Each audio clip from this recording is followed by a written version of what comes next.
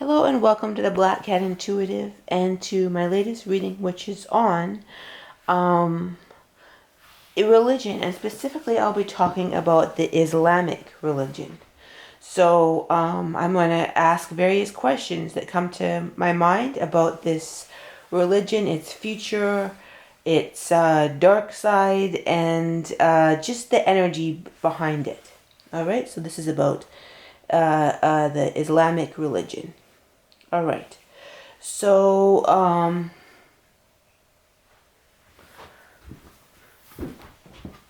the first question I'm going to ask is, what was the origin point or the intention? So the intention origin point of the Islamic religion. What was the intention origin point of the Islamic religion?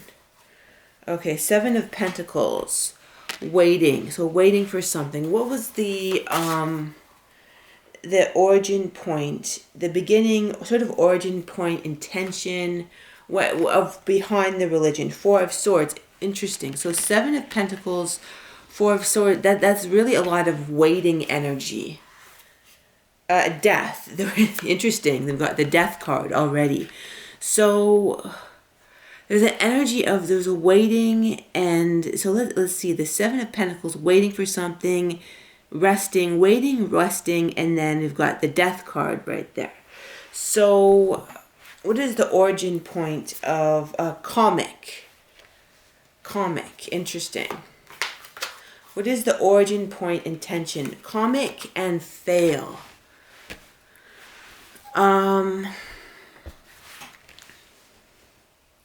See, I'm seeing this image of like a ball of energy that was put into this timeline, time, space, reality at a point when everything was at a lull. Like everything, and I'm not saying that there wasn't any wars or there wasn't any moving forward, but there was sort of this hunger for spirituality, and people were in a undeveloped state and hungering for something. They were really hungering for something, and this energy field was put in, and we've got comic and fail. Like, so it was, let's see, what is it? Let me get some clarity for comic and fail. So melody, fail, it's just this really dark energy that it sprung from. It sprung from this doctor. Wow, malady, then doctor, and it's a very diseased, energy field, and I'm hearing that it is. So why was it put into this reality? And I'm hearing to bring down, to give people, I'm hearing it's largely demonic, and it was just basically put into further, it was put in a lull. It was like a perfect time to put something, like a sort of, I'm hearing a psychological lull, and it was a perfect time to inject something into the reality that could take off obsessively, if fed by the right components. Yes, if fed by the right components.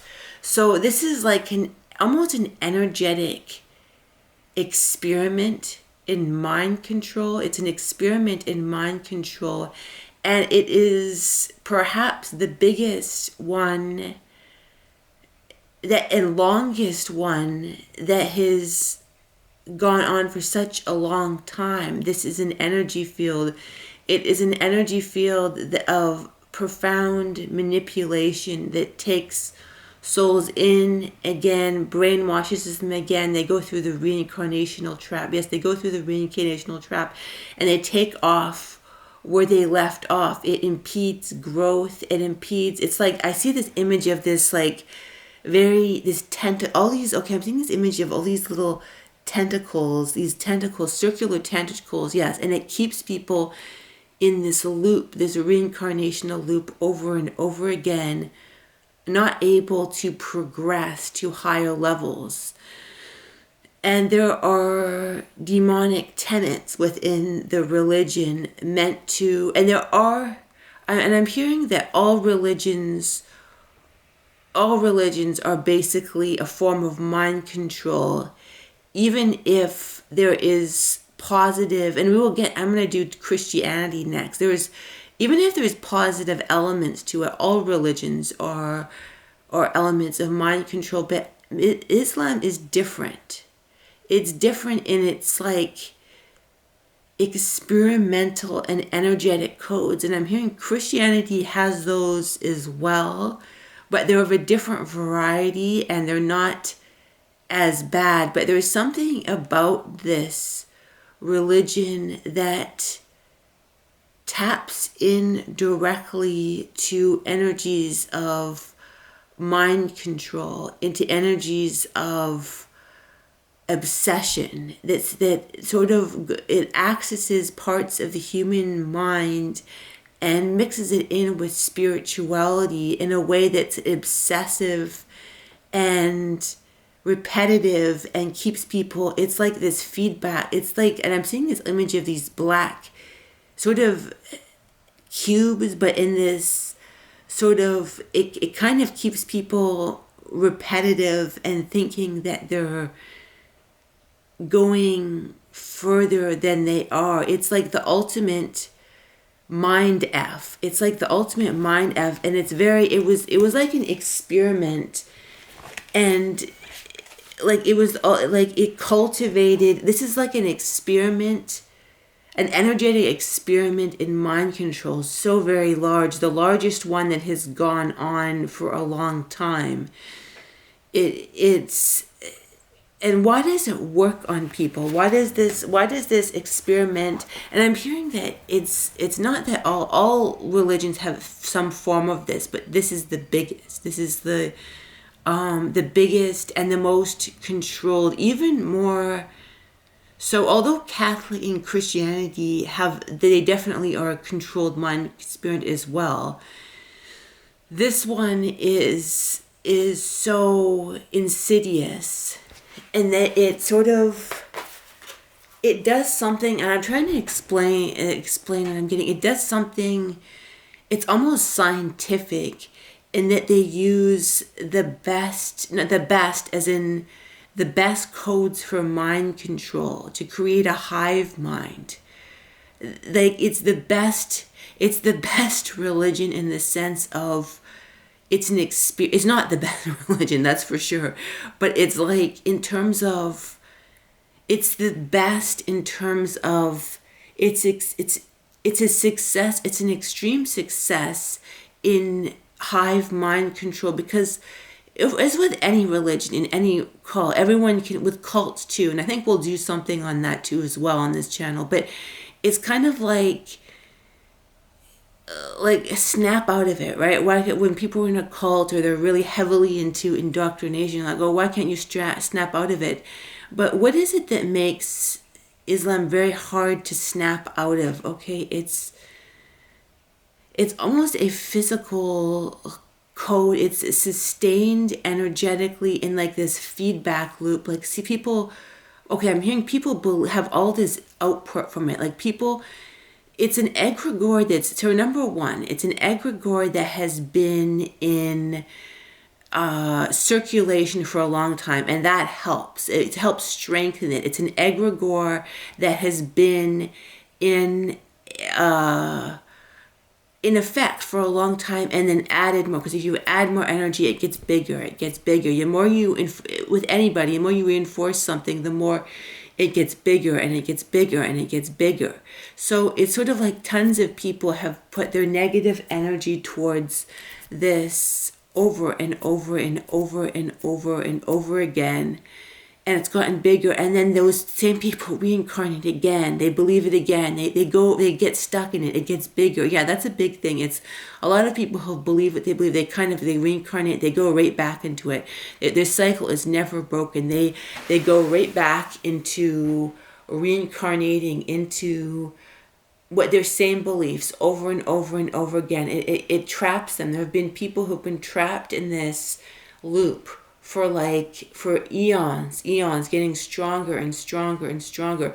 And when they believe that, it's almost like there is these energetic, and I'm hearing there is these, on the other side, there's also some in physicality that help energetically. There's actual machines that feast on this energy and output it even more. They take the energy and output it more. They take the energy, they output it more. And it happens at this machine level. They actually have machines that harvest this religion and then spew it out again.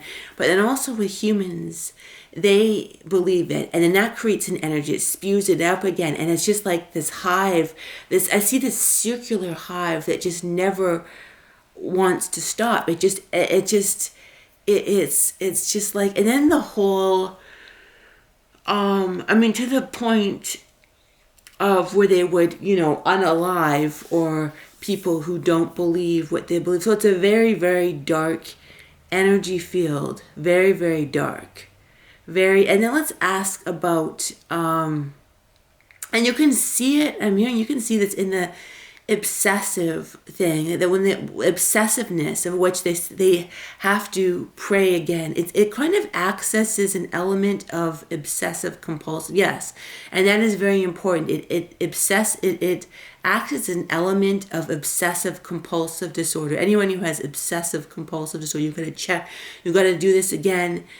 It's like, and it kind of, it's like an obsessive compulsive decision. So in a sense, this religion is one of the greatest religions in energy. It's energy, and I'm going to compare the size in terms of energies. I'm asking in terms of size and compared to, say, Christianity. How much big, because Christianity has an energy field too, and we'll talk about Christianity too in another video, but it's about Christianity, energetically speaking, is about here, and here, Islam is, about here. If you were to compare that in terms of the collective obsessive energy flow, and Christianity has some of the same obsessive energy flows, but it's a little different, and we'll get into that in a totally different video. We'll analyze that, but it just does not stop. It doesn't, but then the question is, there's the fear that people have, and it's like, is it going to take over? Let me see, the camera is still working. Okay, and this is something that everyone's worried about, because you have, you see people on camera saying, oh, well, we're going to take over the West. You're all going to bow to our religion, and you're going to and we're going to ask, is that going to happen? Is that going to happen? Or is this going to take over? Is this religion going to take over? Is this religion going to take over in this timeline? Is this religion? And 10 of Cups. And when I'm hearing that's a facade card. I'm hearing it's complicated, and there's a lot of things going underneath the surface. Temperance. I'm hearing most likely not. This is a sickness. Religion in general is a sickness, but this is, although it seems powerful now, and it does, there's this huge energetic power with this religion. Huge. It's like, to the point, machines can harvest the energy of this, of the thoughts of these, obsessive cult members. But will it, temperance, there's a lot of energy being tempered. As unstable and as unsafe as this energy field, there's a lot of the Hermit. And the Hermit energy is, it's, okay, what is that? Why did that come out? I'm hearing it's helping people break away. It will almost produce this religion, the energy of this religion will almost produce a different, it will almost produce more independence, because yes, it will almost produce more independent people that want to break free from it. Women, a little more women, but also men. As it's kind of, it's like this energy cannot be sustained indefinitely. It's like an obsessive, like if you have an obsession over and over, yes, it's a very powerful energy, but it's not based on truth. It's basically just based on an energetic lie. It's basically an obsessive, yes, it's partially, I'm asking, is this right? It's an obsessive compulsive disorder, essentially. And I've heard it described in different, the religion in various ways. Like I've heard it being called like a death cult or something else, or a other less savory words as well. But I'm hearing that it can actually be considered a obsessive compulsive disorder. Actually be considered that, especially in the collective amount and on a collective level. Like it almost operates on a energetically like an obsessive loop, an obsessive compulsive disorder. So Knight of Wands, Queen of Cups. So what exactly? Okay, Knight of Wands, Queen of Cups. So it will eventually be replaced, and I kind of got this before, it will be kind of replaced by hopefully another spirituality, not a religion. It will kind of be replaced energetically by new spiritual energy, and the moon, there's all this emotions. I'm hearing that there's gashing, like it's a very, very large emotional field, and there's all this like emotional energy gashing from it, like just constantly. And yes, it's a large emotional energy, but it's like there's sort of plans. Yes, there's plans on how to redirect this energy to something else. That's what I'm hearing. Yes, plans to redirect this energy to sort of a safer energy. It's kind of like a bad flu. This is what I'm hearing. It's like a bad flu that needs to be released from the earth system, and sometimes you just can't get rid of the flu right away. You kind of gotta, like, it takes a couple weeks. The whole system needs to immune system has to be like activated to get it out. But they're trying, I'm hearing this kind of a plan to redirect it to like a sort of a higher spiritual energy. They don't want to turn it into another religion, but it's kind of like, I'm hearing the word a Trojan horse, and it's kind of like moving this religion into a better like space. But they don't want to make another religion because they want to change that reality and not have religious, like the bright hats, the bright people, that they want to make this into a better like not religion, but they want to essentially make it go away with a little trouble as possible, and kind of ease it into like a more spiritual direction. It's kind of like when somebody has to leave a cult en masse, like 30 people leaving a cult. But what do you do when it's 2 billion that basically have a collective form of obsessive compulsive disorder madness, sustained by like an energy field that is so big that it is repeated over and over and over.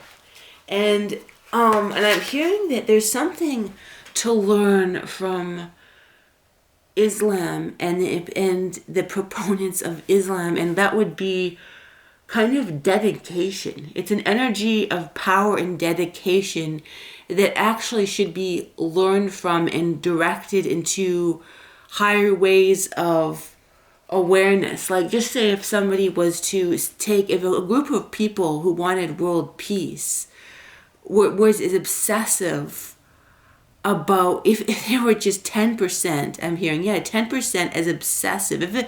I'm hearing if 500,000 people were as 10% as obsessive as the collective energy of Islam, we would probably have world peace in 2 to 3 weeks. It's that the energy of it's that powerful and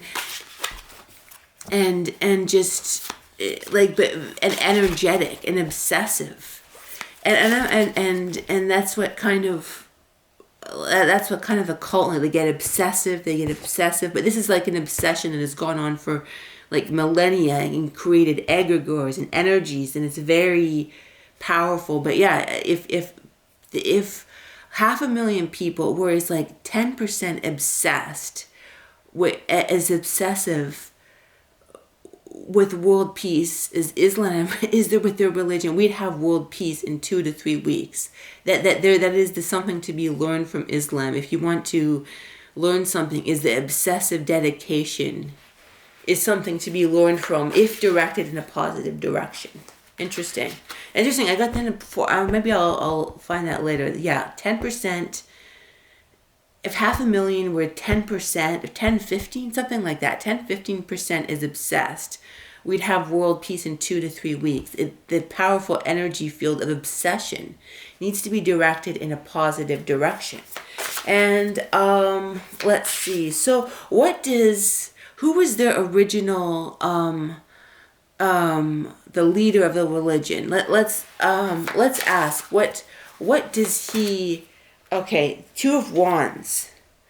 I'm hearing that he has been given.